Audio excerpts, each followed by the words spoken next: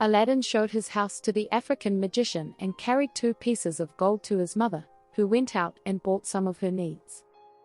And considering she wanted various utensils borrowed from her neighbors, she spent the whole day preparing supper, and at night, when it was ready, said to her son, "Perhaps the stranger does not know how to find our house.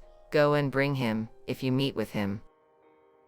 Aladdin was just ready to go when the magician knocked at the door, and came in loaded with all sorts of fruits, which he brought for dessert.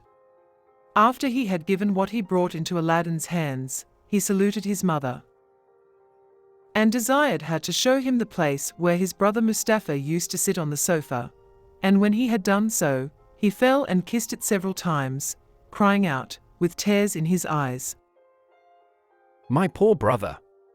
How unhappy am I, not to have come soon enough to give you one last embrace."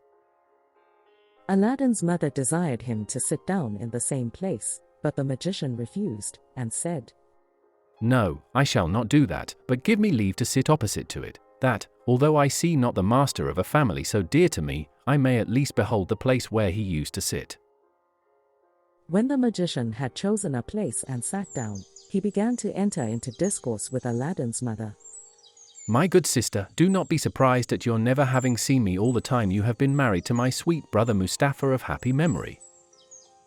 I have been 40 years absent from this country, which is my native place, as well as my late brother's, and during that time have traveled into the Indies, Persia, Arabia, Syria, and Egypt, and thereafter crossed over into Africa, where I took up my abode. At last, as it is natural for a man, I was desirous to see my native country again, and to embrace my dear brother, and found I had strength enough to undertake so long a journey. I made the necessary preparations and set out. Nothing ever afflicted me so much as hearing of my brother's death. But God be praised for all things. It is a comfort for me to find, as it were, my brother in a son who had his most remarkable features." The African magician, perceiving that the widow wept at the remembrance of her husband, then he changed the conversation and turning toward her son, asked him, "What business do you follow? Are you of any trade?" At this question, the youth hung down his head, and was not a little abashed when his mother answered him, "Aladdin is an idle fellow. His father, when he was alive, strove all he could teach him his trade, but unfortunately, he could not succeed, and since his death, notwithstanding all I can say to him, that he does nothing but idle away his time in the streets. As you saw him, without considering he is no longer a child, and if you do not make him ashamed of it, I despair of his ever coming to any good. For my part, I am resolved, that one of these days, to turn him out of doors, and let him provide for himself."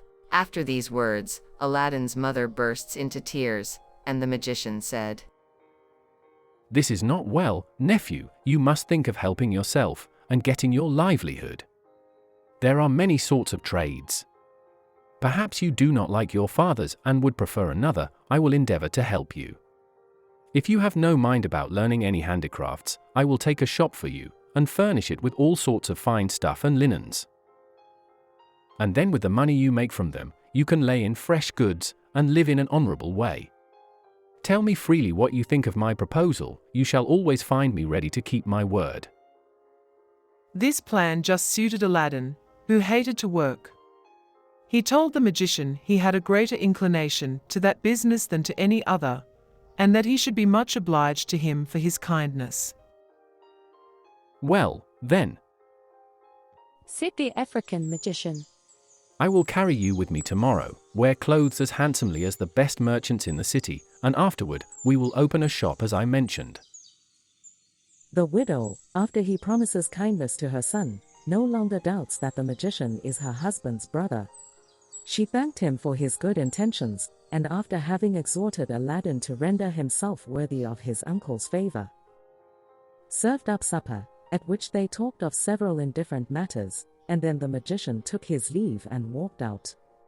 He came again the next day, as he had promised, and took Aladdin with him to a merchant, who sold all sorts of clothes for different ages and ranks ready-made, and the merchant had a variety of fine stuffs, and asked Aladdin to select the ones that he preferred, which the magician had paid for.